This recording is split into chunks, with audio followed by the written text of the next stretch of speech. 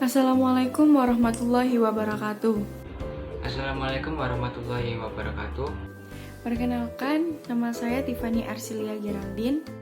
Nama saya Yulia Agustin. Perkenalkan, nama saya Muhammad Bagus Andika. Perkenalkan, nama saya Bintang Alif Pratama. Perkenalkan, nama saya Retno Wijilestari. NBI 122 1900 133. NBI 122 1900145. NBI 12219000135. NBI 122 1900 144. NBI 122 1900 136. Saya dan teman-teman saya akan mempresentasikan sistem informasi manajemen di PT Unilever. Saya akan menjelaskan latar belakang tentang Unilever.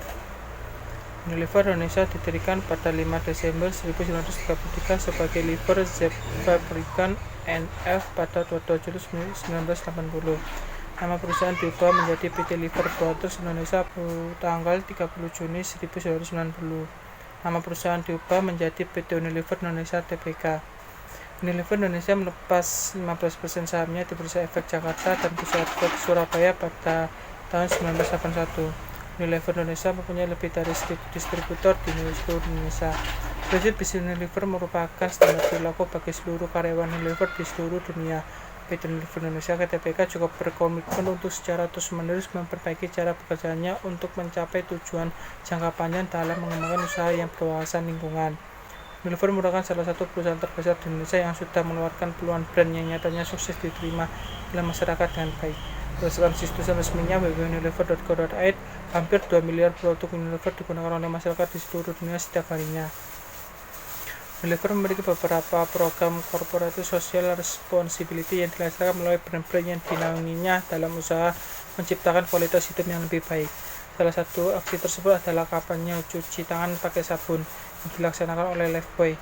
Kampanye cuci tangan pakai sabun atau CTPS bertujuan untuk mengedukasi masyarakat agar memiliki gaya hidup sehat dan berkualitas. Riza Primahendra pada artikelnya mengatakan bahwa terminologi tanggung jawab sosial atau corporate social responsibility telah berkembang selama setidaknya 2 dasawarsa terakhir di kalangan akademis dan pegiat sosial. Para akademis dan pegiat sosial menuntut tanggung jawab sosial atau corporate social responsibility untuk masuk menjadi manajemen perusahaan. Bagaimana perusahaan bukan hanya menempatkan masyarakat sebagai konsumen dan sebatas penerima pesan, tapi juga menjadi partner yang dilibatkan dalam proses komunikasi perusahaan demi mencapai tujuan bersama yang berkelanjutan.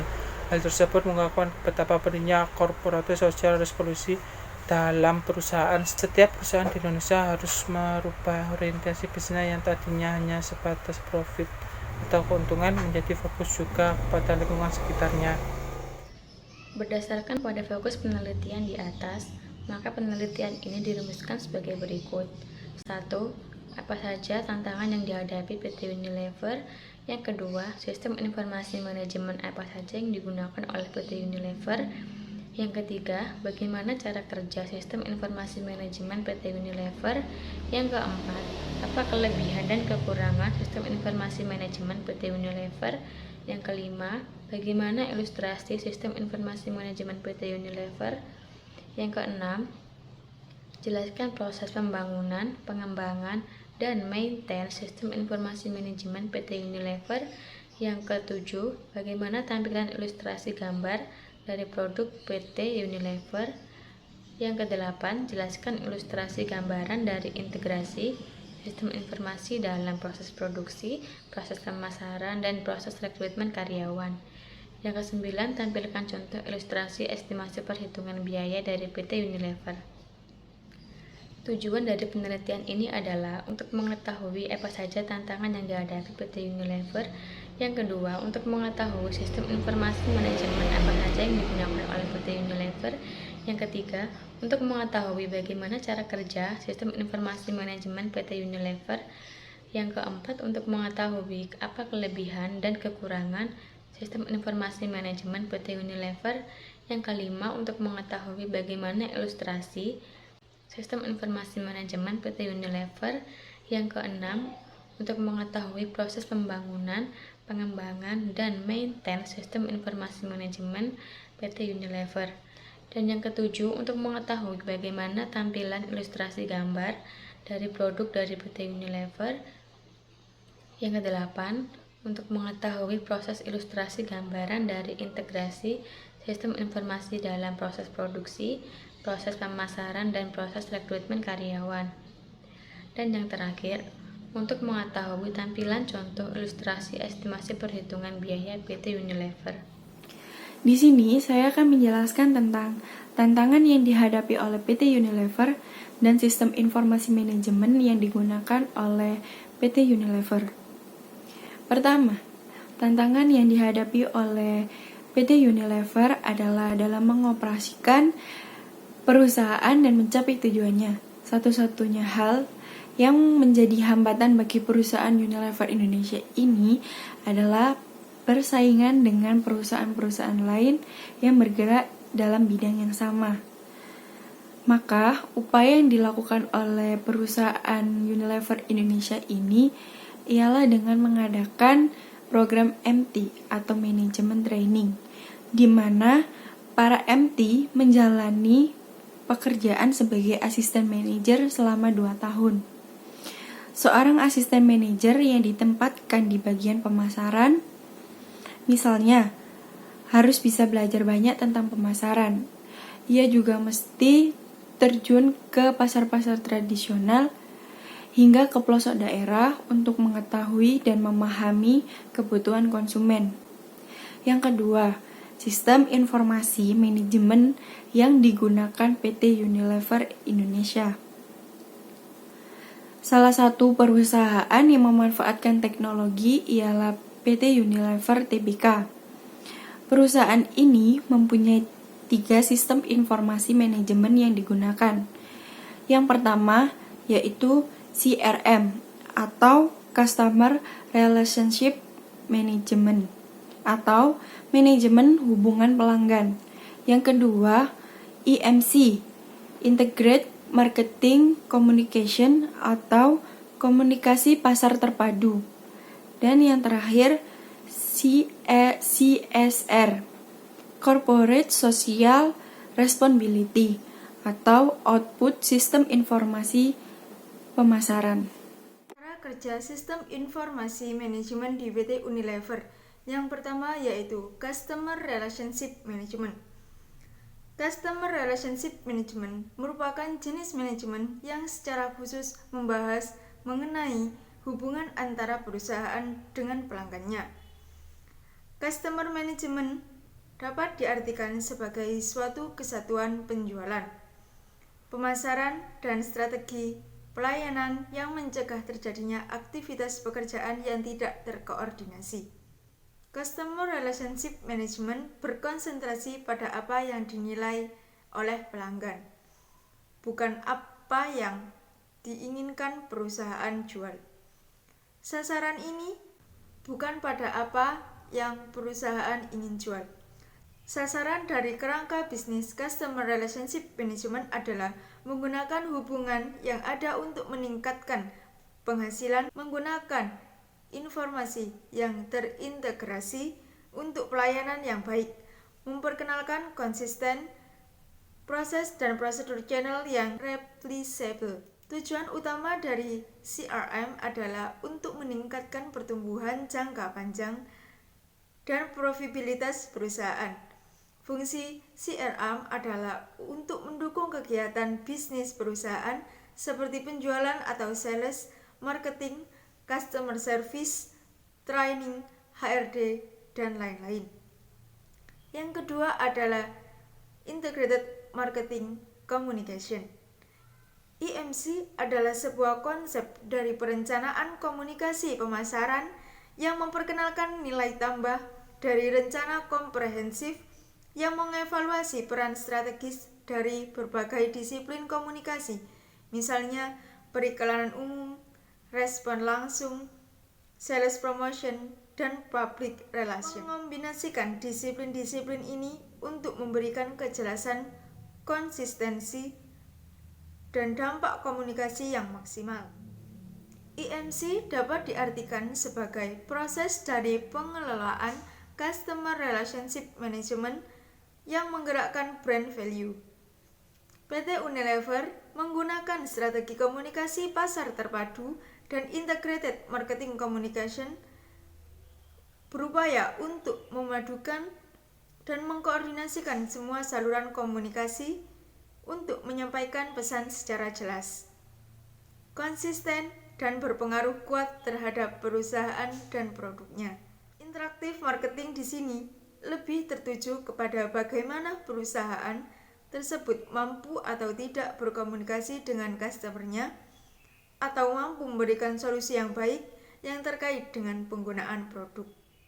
Dalam hal ini, interaktif marketing juga terkait dengan customer relationship management.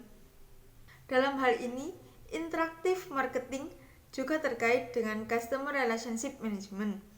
Prinsip dasar dari IMC sendiri adalah komunikasi, dan IMC berusaha memaksimalkan pesan positif dan meminimalkan pesan negatif dari suatu produk dengan sasaran menciptakan dan menyokong hubungan antar produk. Yang terakhir yaitu Corporate Social Responsibility. Corporate Social Responsibility secara harfiah adalah respons sosial atau tanggung jawab sosial terhadap lingkungan sekitar yang dilakukan oleh perusahaan dalam bentuk berbagai kegiatan. Kegiatan tersebut dapat dilakukan dalam berbagai bentuk. Misalnya, menjaga lingkungan sekitar perusahaan, membangun fasilitas umum, meningkatkan kesejahteraan masyarakat sekitar, memberikan bantuan beasiswa kepada anak yang dirasa kurang mampu, hingga memberikan bantuan dana untuk kesejahteraan masyarakat sekitar. Beberapa hal yang termasuk dalam program Corporate Social Responsibility ini diantaranya adalah tata laksana perusahaan. Kedua, kesadaran perusahaan terhadap lingkungan. Ketiga, standar bagi karyawan dan kondisi tempat kerja. Keempat, hubungan perusahaan dengan masyarakat. Yang kelima, investasi sosial perusahaan. Oke, selanjutnya saya akan menjelaskan kelebihan dan kekurangan sistem informasi manajemen di PT Unilever. Saya akan menyebutkan 1 dari 3 sistem informasi manajemen yang ada di PT Unilever, yaitu aplikasi CRM atau yang biasa disebut Customer Relationship Management. Untuk aplikasi CRM sendiri berguna untuk mengelola penjualan dan customer service, melacak aktivitas tim dan Key Performance Indicator atau KPI, mengelola tim dan melakukan live check-in dengan GPS, serta mengintegrasi WhatsApp dengan CRM.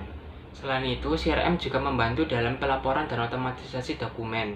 Dengan berbagai kelebihan tersebut, sosial CRM diprediksi akan menjadi fungsi yang paling dicari oleh perusahaan.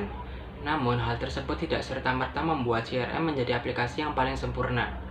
Selain keuntungan tersebut, ada beberapa kelemahan atau kerugian aplikasi CRM yang perlu diketahui sebagai pertimbangan. Untuk kelebihan aplikasi CRM yang pertama yaitu semua yang diperlukan perusahaan ada di satu tempat. Manajemen hubungan pelanggan harus terrealisasikan agar dapat berjalan efektif. Data yang telah terkumpul harus tersedia oleh anggota tim yang membutuhkan. Dengan aplikasi CRM, semua orang memiliki akses terhadap informasi yang sama. Dengan demikian, tiap anggota dapat bekerja lebih produktif dengan berfokus pada memenuhi kebutuhan pelanggan. Kelebihan yang kedua yaitu CRM adalah solusi yang dapat diukur. Artinya, agar dapat bertahan, sebuah perusahaan harus memiliki database pelanggan yang memiliki value proposition yang ditawarkan pada mereka. Seiring dengan bertambahnya jumlah pelanggan, akan semakin sulit untuk memenuhi kebutuhan masing-masing pelanggan. Sebab interaksi pelanggan membutuhkan investasi waktu. Aplikasi CRM merupakan solusi terukur yang dapat disesuaikan dengan biaya yang perusahaan miliki. Sistem ini akan berkembang sesuai dengan perkembangan perusahaan, sehingga semua kebutuhan dapat terpenuhi secara efektif. Yang ketiga yaitu CRM dapat melakukan penggalian data. Aplikasi CRM dapat membantu melihat laporan penjualan tertentu dan analisis lainnya, sehingga dapat membantu perusahaan menemukan mana yang berhasil dan mana yang membutuhkan perubahan.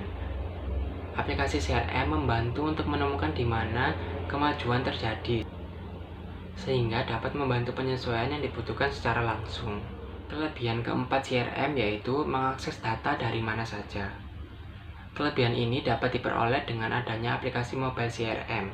Penggunaan sistem CRM di smartphone memungkinkan perusahaan untuk mengakses data dari mana saja dan tetap update dengan segala perubahan yang terjadi.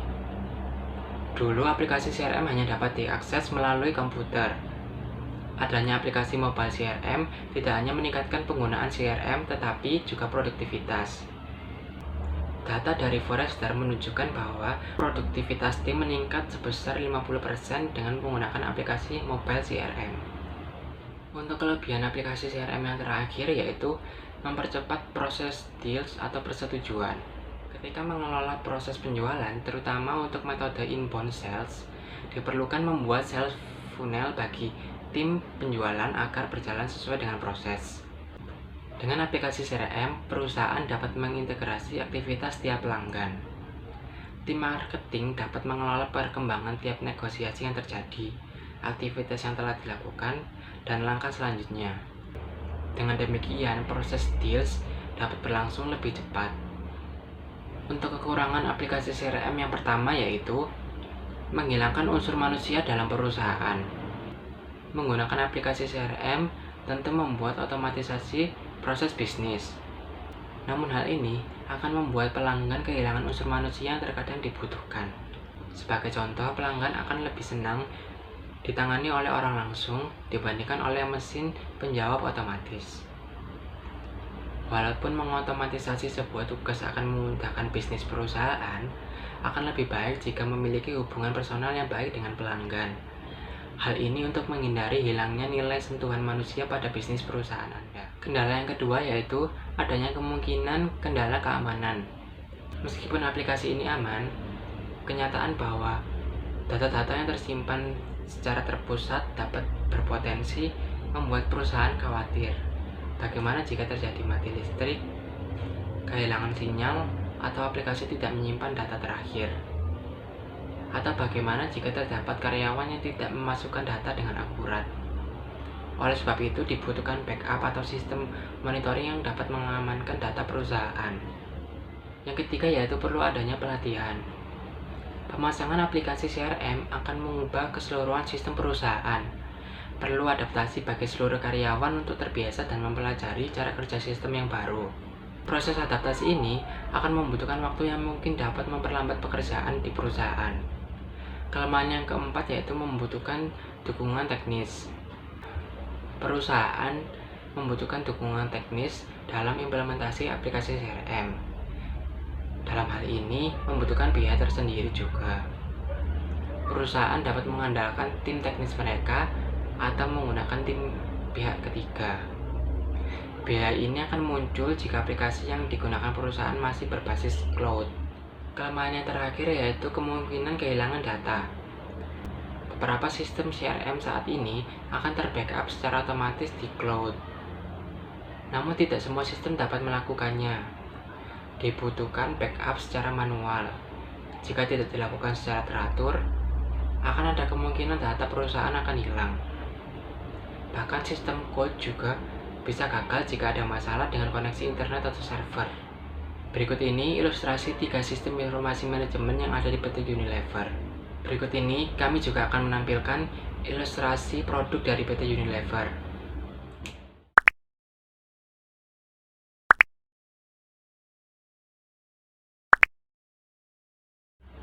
Sebagai kesimpulan, dalam mendukung terciptanya tata kelola perusahaan yang baik, prinsip transparansi merupakan salah satu aktivitas yang penting yang harus dikelola oleh PT Unilever. Menyadari sepenuhnya akan tanggung jawab dalam mengelola keterbukaan informasi mereka, pada pelaksanaannya, PT Unilever memang mengupayakan suatu strategi komunikasi melalui strategi aliran informasi terbuka dalam penyampaian informasi-informasi korporat tersebut dengan mengelola pesan-pesan yang dirancang secara informatif dan edukatif untuk memenuhi kebutuhan informasi para pemangku kepentingan perusahaan dalam mewujudkan transparansi tersebut. Dan sebagai saran, jika kita melihat sesuatu perusahaan di mana masih ada kekurangan, maka sebuah perusahaan harus meminimalisir kekurangan tersebut agar menambah nilai perusahaan. Sistem implementasi manajemen sangat perlu diperluas dan sangat perlu untuk dikembangkan. Karena sistem informasi sangat berhubungan dengan perusahaan, baik untuk internal maupun eksternal. Tapi masing-masing tetap ada tantangan maupun hambatannya. Lebih tepatnya adalah mengkoordinasi sumber daya manusia untuk mengubah masukan input menjadi keluaran output guna mencapai tujuan-tujuan suatu perusahaan. Demikian presentasi Sistem Informasi Manajemen di PT Unilever. Saya mewakili teman-teman saya mengucapkan terima kasih untuk perhatiannya. Wassalamualaikum warahmatullahi wabarakatuh.